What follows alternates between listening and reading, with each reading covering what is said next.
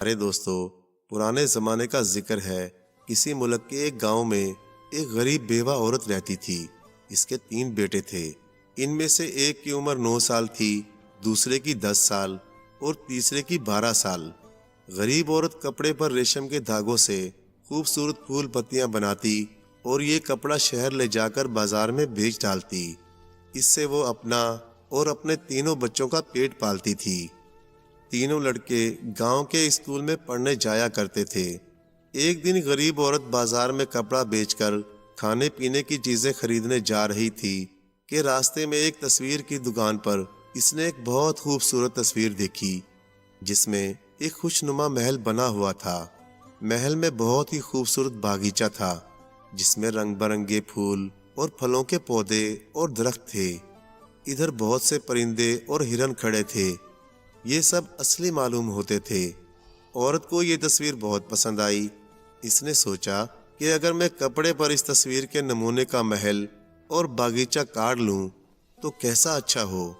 یہ سوچ کر اس نے تصویر خریدی اور جو باقی پیسے بچے تھے اس سے کھانے پینے کی چیزیں خرید لیں۔ وہ عورت جب گھر آ رہی تھی، اسے راستے میں خیال آیا کیسا اچھا ہوتا کہ اس کے پاس ایک ایسا ہی خوبصورت محل ہوتا۔ وہ کتنے آرام چین سے اس میں رہتی۔ مگر یہ سب باتیں خواب کی طرح تھی۔ بھلا غریب عورت کو ایسا محل کہاں سے مل سکتا تھا؟ جب وہ گھر پہنچی تو اس نے اپنے بیٹوں کو وہ تصویر دکھائی۔ انہیں بھی وہ بہت پسند آئی اور سب نے اس کی بہت تعریف کی۔ اب اس عورت نے ایک بڑا سا کپڑا لے کر اس پر ریشم کے رنگین دھاگوں سے یہ محل بنانا شروع کر دیا۔ 1 سال گزر گیا مگر محل تیار نہ ہو سکا۔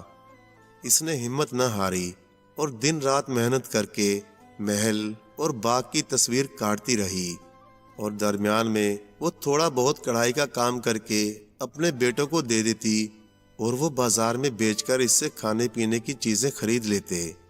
آخر 2 سال اسی طرح اور گزر گئے مگر تصویر تیار نہ ہوئی۔ بڑی محنت مشقت کے بعد 3 سال میں یہ تصویر تیار ہو گئی، جو اصلی تصویر سے بھی زیادہ خوبصورت تھی۔ وہ سب اس کپڑے کو پھیلا کر دیکھ ہی رہے تھے کہ تیز ہوا کا ایک جھونکا آیا اور اس کپڑے کو اڑا کر لے گیا۔ عورت نے اور اس کے بیٹوں نے بہت کوشش کی کہ وہ کپڑے کو پکڑ لیں، مگر وہ آسمان میں مشرق کی طرف اڑتا چلا گیا۔ اس عورت کو بے حد رنج ہوا اور وہ اپنی 3 سال کی محنت کو یوں جاتے ہوئے دیکھ کر غم کے مارے بے حال ہو گئی۔ اس کے بیٹوں کو بھی بہت رنج ہوا۔ غریب عورت نے اپنے بڑے بیٹے سے کہا کہ تم مشرق کی طرف جاؤ اور جیسے بھی ہو سکے میرا کپڑا واپس لاؤ، میں اس کے بغیر زندہ نہیں رہ سکتی۔ لڑکا اپنی ماں کے غم کو دیکھ کر بہت رنجیدہ تھا، چنانچہ وہ فوراً مشرق کی طرف چل پڑا۔ چلتے چلتے وہ 1 مہینے کے بعد ایک پہاڑی کے پاس پہنچا۔ وہاں محل میں ایک سفید بالوں والی ایک بوڑھی عورت بیٹھی تھی۔ محل کے باغ میں ایک طرف کچھ رنگ سرخ سرخ خوبانیوں کا ایک درخت تھا۔ لڑکے کو بہت بھوک لگی تھی۔ اس نے بوڑھی عورت سے اجازت لے کر بہت سی خوبانیاں پیٹ بھر کر کھائیں۔ پھر اس بوڑھی عورت نے اس لڑکے سے پوچھا کہ تم یہاں کیوں آئے ہو؟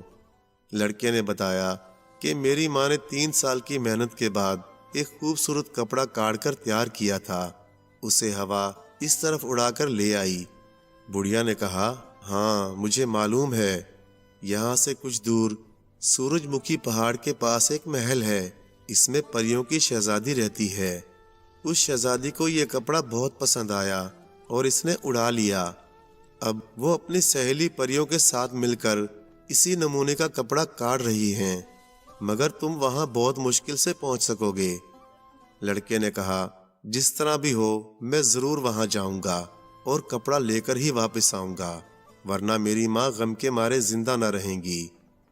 بوڑھی عورت نے کہا، اس جگہ پہنچنے کے لیے سب سے پہلے تمہیں اپنے 2 دانت نکالنا پڑیں گے۔ وہ دانت نکال کر اس پتھر کے گھوڑے کے منہ میں دے دو، پھر یہ گھوڑا اصلی شکل میں آ جائے گا۔ تم اس پر سوار ہوگے اور محل کی طرف جاؤ گے۔ راستے میں سب سے پہلے تمہیں ایک آتش فشاں پہاڑ ملے گا، اس سے گزرنا بہت مشکل ہے۔ اگر تم نے ذرا سی غفلت کی تو یہ پہاڑ تمہیں جلا کر راکھ کر دے گا۔ اس پہاڑ سے ہمت کر کے گزر گئے تو پھر ایک برفانی سمندر ملے گا جو تمہیں برف کی طرح ٹھنڈا کر دے گا۔ اگر تم اس سے بھی گزر گئے تو پھر پریوں کی شہزادی کے محل تک پہنچ جاؤ گے۔ لڑکا یہ باتیں سن کر گھبرا گیا۔ یہ دیکھ کر بوڑھی عورت نے کہا کہ میں تم کو ایک باکس دیتی ہوں، اس میں سونا بھرا ہوا ہے، تم اسے لے جاؤ اور ساری عمر چین آرام سے ماں بیٹے زندگی بسر کرو، کپڑے کے لیے اپنی جان جوکھوں میں مت ڈالو۔ لڑکا اس بات پر راضی ہو گیا اور بوڑھی عورت سے سونے کا صندوق لے لیا۔ اس نے سوچا میں یہ سونا لے کر اپنے گھر کیوں جاؤں، کیوں نہ شہر چلا جاؤں اور آرام سے تنہا رہ کر اپنی زندگی گزار دوں۔ یہ سوچ کر وہ سونے کا صندوقچہ لیے ہوئے شہر چلا گیا۔ بہت دن ہو گئے لیکن جب اس عورت کا بیٹا واپس نہ آیا تو وہ اس غم سے سوکھ کر کانٹا ہو گئی۔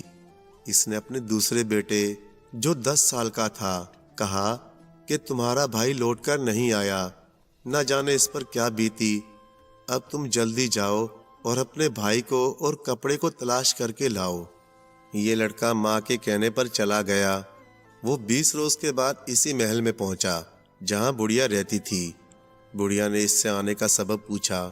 جب اس نے بھی اپنی ماں کے کپڑے کا حال بتایا تو بڑھیا نے پہلے لڑکے کی طرح اسے بھی ساری باتیں بتائیں اور کہا تم اس مصیبت میں کیوں پڑتے ہو، میں تمہیں سونے سے بڑا صندوقچہ دیتی ہوں، وہ لے جاؤ۔ دوسرا لڑکا بھی صندوقچہ لے کر پہلے لڑکے کی طرح شہر چلا گیا اور گھر لوٹ کر نہیں گیا۔ اب غریب عورت کو اور بھی دکھ ہوا۔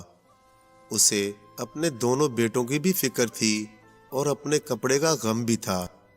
اسی غم میں وہ بے حال ہو کر بیمار ہو گئی۔ اس کے چھوٹے بیٹے نے اس کا یہ حال دیکھا اور ارادہ کیا کہ وہ اپنے بھائیوں اور کپڑے کی تلاش میں جائے گا۔ ماں نے مجبور ہو کر اسے جانے کی اجازت دے دی۔ پڑوسی عورتیں اس غریب عورت کی دیکھ بھال کرتی رہیں۔ چھوٹا بیٹا روانہ ہو کر اسی محل میں پہنچا۔ اسے وہ بڑھیا ملی اور اس نے وہی ساری باتیں اسے بتا دیں جو پہلے دونوں لڑکوں کو بتائی تھیں، اور سونے کا صندوقچہ دے کر کہا تم آرام سے اپنے گھر واپس چلے جاؤ۔ مگر اس لڑکے نے کہا کہ میں یہ نہیں لوں گا، میں شہزادی کے محل جا کر اپنی ماں کا کپڑا واپس لاؤں گا۔ آخر لڑکے نے پتھر مار کر اپنے آگے کے 2 دانت توڑے اور پتھر کے گھوڑے کے منہ میں لگا دیے۔ گھوڑا پتھر سے اصلی گھوڑا بن گیا اور ہنہنانے لگا۔ پھر اس نے خوب سرخ خوبانیاں کھائیں۔ لڑکا اس پر سوار ہو گیا اور گھوڑا تیزی سے پہاڑ کی طرف چلا گیا۔ راستے میں بڑھیا کا بتایا ہوا آتش وشا پہاڑ ملا۔ لڑکا بڑی ہمت اور احتیاط سے اس کے شولوں سے بچ کر گھوڑے کو وہاں سے نکال کر لے گیا۔ کچھ دور جانے کے بعد اسے برفانی سمندر ملا۔ گھوڑا جو ہی اس میں چلنے لگا تو لڑکے کا سارا بدن برف کی طرح ٹھنڈا ہو گیا، مگر وہ بڑی ہمت سے گھوڑے پر بیٹھا ہوا سمندر سے گزر گیا۔ چلتے چلتے سامنے پریوں کی شہزادی کا خوشنما محل نظر آنے لگا۔ دور سے پریوں کے گانے کی آوازیں آ رہی تھیں۔ لڑکا ان کی آواز سنتا ہوا محل کے اندر چلا گیا۔ وہاں اس نے دیکھا کہ شہزادی اور پریاں بیٹھی کپڑے پر اس کی ماں کی بنائی ہوئی تصویر کا نمونہ کاڑ رہی ہیں۔ لڑکے کو دیکھ کر وہ سب حیران رہ گئیں اور اس سے پوچھا کہ تم کون ہو اور یہاں کیسے آئے؟ لڑکے نے بتایا کہ تم نے میری ماں کا بنایا ہوا کپڑا لے لیا ہے، میں وہ کپڑا لینے آیا ہوں۔ شہزادی نے کہا ہم اس تصویر کے نمونے کو کپڑے پر کاڑ رہے ہیں، تم آج کی رات یہاں رہو، ہم رات بھر میں اسے ختم کر لیں گے، پھر تم اسے لے جانا۔ لڑکا راضی ہو گیا۔ شہزادیوں نے لڑکے کو خوب عمدہ اور نفیس کھانے کھلائے۔ لڑکا تھکا ہوا لگ رہا تھا، کھانا کھا کر سو گیا۔ آدھی رات کو جب وہ اٹھا تو شہزادی اور پریاں چپکے چپکے آپس میں باتیں کر رہی تھیں کہ ہم نے جو تصویر کاڑی ہے وہ تو اچھی نہیں بنی، ہم یہ تصویر لڑکے کو نہیں دیں گے، اس کو کچھ اور تحفے میں دے کر رضامند کر لیں گے اور یہاں سے چلتا کر دیں گے۔ پریاں سمجھ رہی تھیں کہ لڑکا سو رہا ہے، وہ چپ چاپ لیٹا ان کی باتیں سنتا رہا۔ پھر شہزادی اور پریاں سب کی سب سو گئیں۔ لڑکا چپکے سے اٹھا اور اپنی ماں کا بنایا ہوا کپڑا لے کر گھوڑے پر سوار ہو کر اسے سر پر دوڑاتا ہوا وہاں سے نکل گیا۔ راستے میں برفانی سمندر اور آتش فشاں پہاڑ سے گزرتا ہوا بڑھیا کے محل میں آیا۔ بڑھیا نے اسے دیکھ کر بہت تعجب کیا اور اس کی بہادری اور ہمت کی بہت تعریف کی۔ اس نے سارا حال بڑھیا کو بتایا اور گھوڑے کے منہ سے اپنے دانت واپس لے کر اپنے منہ میں لگا لیے۔ گھوڑا پھر پتھر کا ہو گیا۔ بڑھیا نے لڑکے کی بہادری سے خوش ہو کر اسے سونے کا بھرا ہوا صندوقچہ بھی دے دیا۔ وہ خوشی خوشی وہاں سے سب چیزیں لے کر اپنے گھر روانہ ہوا۔ جب گھر پہنچا تو اس کی ماں کی حالت پہلے سے بھی زیادہ خراب تھی۔